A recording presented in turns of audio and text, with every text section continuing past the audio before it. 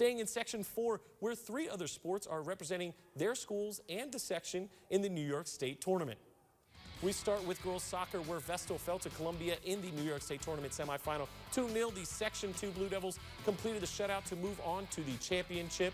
And over in girls field hockey, the Eagles could not be stopped, defeating the Frogs 4-0. Whitney Point's Colleen Hildebrand had 2 goals to help her team lead her team to the championship game.